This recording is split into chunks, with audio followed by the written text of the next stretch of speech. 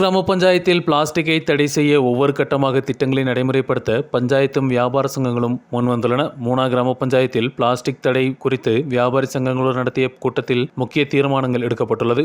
வியாபாரிகளின் சிரமங்களை கணக்கில் எடுத்து பிளாஸ்டிக் உற்பத்திகளை ஸ்டாக் தீர 2-3 தினம் கால அளவு பஞ்சாயத்து அனுமதிக்கிறது. ஒருமுறை மட்டும் உபயோகிக்கும் பிளாஸ்டிக் உற்பத்திகளுக்கு ஜூலை 13 முதல் தடை ஏற்படுத்தப்படும்.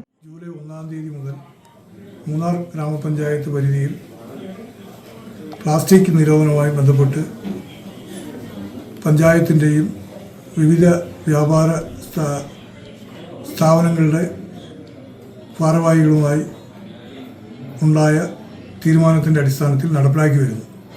അതിൽ വ്യാപാരികളുടെ ആശങ്കകൾ അകറ്റിക്കൊണ്ട് കർക്കശമായ നടപടിയിലേക്ക് പോകുന്നതിന് വേണ്ടി പഞ്ചായത്ത് തീരുമാനമെടുക്കുകയും അതിൻ്റെ പേരിൽ വ്യാപാരി വ്യവസായി സംഘടനകൾ ഇന്ന് പഞ്ചായത്തിൽ ഒരു യോഗം ചേരുകയും ആ യോഗത്തിൽ പ്ലാസ്റ്റിക് നിരോധനം പൂർണ്ണമായി വ്യാപാരികൾ സംഘടനകൾ സഹകരിക്കുകയും അതിനോട് സഹകരിച്ചു പോകാമെന്നുള്ള തീരുമാനം നടപ്പിലാക്കണമെന്ന് തന്നെയാണ് എല്ലാ സംഘടനകളുടെയും ആവശ്യം. എന്നാൽ അതിനകത്ത് അവർ പറഞ്ഞ ചില മാനുഷിക കാര്യങ്ങൾ പരിഗണിച്ചുകൊണ്ട് 2-3 ദിവസത്തേക്ക് ഇളവ് തരണം, സ്റ്റോക്ക് തീരുന്നവരെ എന്നുള്ള അടിസ്ഥാനത്തിൽ മാറ്റിക്കൊണ്ട് എന്തായാലും കുപ്പികളുടെ തീരുമാനത്തിൽ 1/2 ലിറ്ററിന് താഴെയുള്ള മുഴുവൻ കുപ്പികളും ഈ 13-ാം തീയതിയോടുകൂടി 12-ാം തീയതിയോടുകൂടി പൂർണ്ണമായും നിരോധിക്കുകയും ഒറ്റത്തവണ ഉപയോഗിക്കുന്ന പ്ലാസ്റ്റിക്കുകളും 13-ാം തീയതിയോടുകൂടി നിരോധിക്കും.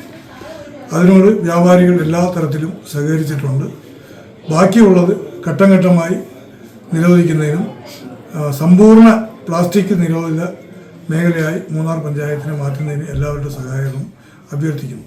பிளாஸ்டிக் தடை நடைமுறைப்படுத்த பொதுமக்கள் மற்றும் வியாபாரிகளின் முழு ஒத்துழைப்பையும் பஞ்சாயத்து கேட்டுள்ளது. வியாபாரி சங்கங்களும் பிளாஸ்டிக் தடை நடவடிக்கைகளுக்கு முழு பின்துணையும் கொடுத்துள்ளன. News bureau, Munnar.